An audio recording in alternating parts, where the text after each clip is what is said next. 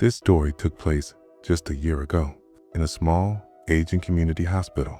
A close friend of mine, a nurse, worked there during long, exhausting shifts. One evening, she sat me down and shared something so disturbing, so bone-chilling, that even now, when I think about it, a cold shiver runs down my spine. Across from that hospital stood an old, weathered house. A respectable family lived there, a doctor, his wife, and their teenage son. The house itself was ordinary 2 floors, pale walls, iron gates that had rusted with time. But what set it apart was his backyard, because behind that house, there stood a tree. Not just any tree, a massive, twisted, ancient mango tree. It was taller than the house itself, its branches stretching wide like black arms, its trunk scarred and thick as if it had lived 100 lives. And the strange thing was this tree had been there long before the house was even built. The entire neighborhood knew of it. Some even avoided walking near it at night. Over the years, it stopped bearing fruit. Instead, it dropped countless dead leaves, carpeting the ground like brittle bones. Red ants marched from its roots straight into the kitchen whenever windows were left open. The family grew to hate it. So, one day, the doctor decided he had had enough. He called in a few locals, and together they brought their axes and saws. The great mango tree was chopped down. That night, around 9:30 p.m., the doctor was still away on duty. His wife was upstairs, resting in her bedroom. Their son sat next door, laptop open, lost in his teenage world of glowing screens and muffled music. Then it began. Scream. Not the kind of scream you hear when someone wakes from a nightmare. Not the kind of scream of surprise or pain. No, this was different. It was broken, unnatural, a sound so twisted and foreign that it made his blood run cold. His mother was screaming, his heart racing. He rushed to her door. It was locked from the inside. He pounded his fists against it, calling out, "Mom? Mom? Wake up. Open the door." No reply. Only silence. In pure panic, he grabbed his phone and called his father. 20 long minutes later, the doctor arrived, his face pale with dread. Together with neighbors, they broke the door down, and what they found inside will haunt them forever. The doctor's wife was on the floor. Her eyes were wide open, staring, unblinking, her body stiff but alive. She wasn't asleep. She wasn't fully awake either.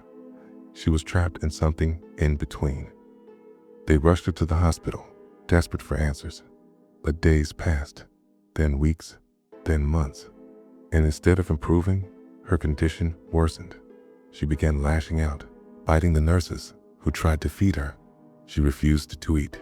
She refused to speak. Her once gentle face twisted with silent rage. And day by day, she grew weaker. After 3 months, doctors admitted the truth. They could do nothing more. She was sent home, her body wasting away, her mind a hollow shell. The family hired a maid to care for her, and life, though heavy with fear, dragged on. Then came that night. It was 1 a.m. The entire house was silent, every room steeped in darkness. The son, restless as always, stayed awake in his room with a book, and then he heard it. The crash of plates, the clatter of bowls tumbling across the floor, the sharp, high-pitched screeches of kittens in distress. At first, he thought they were chasing a mouse, but the noise didn't stop. It grew louder, wilder. His heart pounded. Something felt wrong. Very wrong.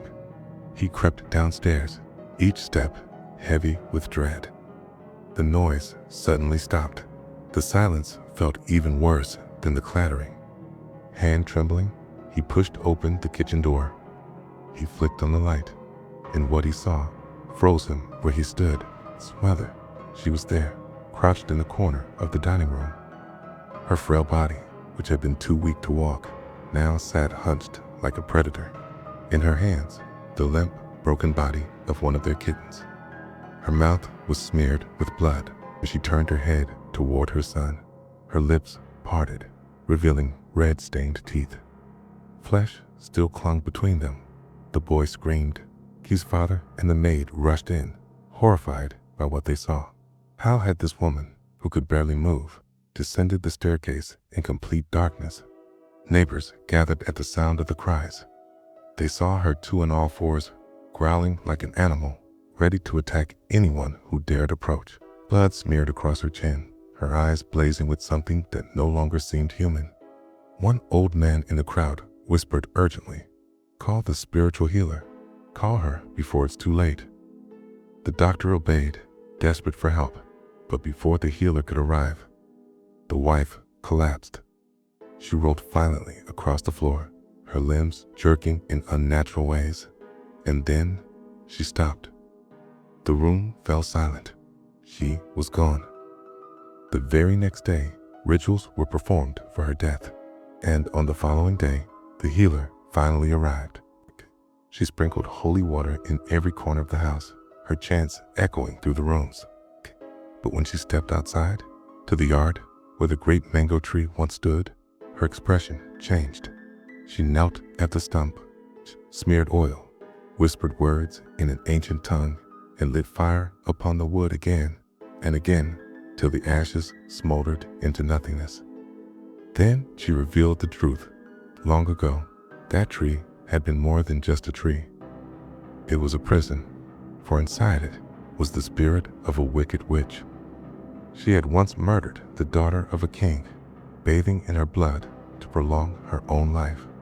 But the people caught her, and they killed her. Her soul, however, could not be destroyed. And so, the spiritual leaders of that time bound her to the only place they could, the mango tree. For centuries, her spirit slept within its twisted bark, trapped but alive.